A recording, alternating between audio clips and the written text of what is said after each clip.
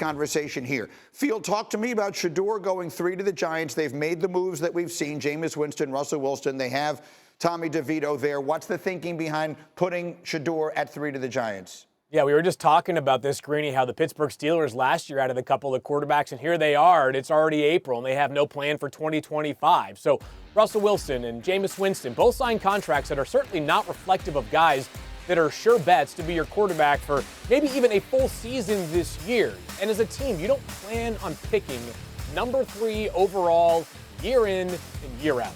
You can be just bad enough to be far enough removed from number 1 in the draft that you might miss out on a top quarterback prospect. The Giants learned that last year when they were at number 6 overall and tried to make a trade with the Patriots to get to number 3 overall, and the Patriots said, no, this Drake May guy is too good to bypass. So if the Giants are convicted on Shedeur Sanders, nothing they have done up to this point this offseason should hold them back from taking a player who could give them a chance to have a quarterback that could be theirs for the next decade. And I know that there are a lot of opinions on Shedeur Sanders. Mine is well stated. He's 16th overall on the big board. Let me just say this. We're in this era now where we're starting to see the haves and the have-nots with quarterback development. We have seen a lot of teams that have drafted quarterbacks high, done virtually nothing with them, and all of a sudden the second act of their career has become brilliant. Sam Darnold last season, who's now going to make a lot of money from the Seahawks.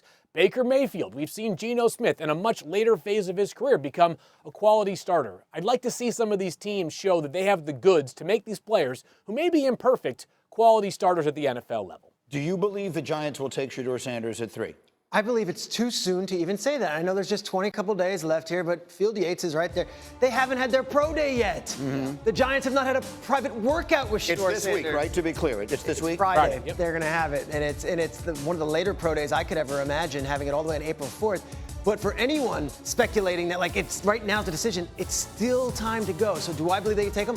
If they meet with him, if they have the private workout, they've seen him play, of course, and they've spoken to him at Colorado. But, like, if they fall in love with him, yeah, you can take him. Yeah. Sure, you could take him. What were they saying at the owners' meetings? You were just feels there. like Joe Shane, Brian Daboll, when they talk about this, are trying to sort of prepare the fan base for the possibility that they don't go quarterback at number 3. Because, I mean, to Peter's point, that it may be undecided, but it's also not a slam dunk.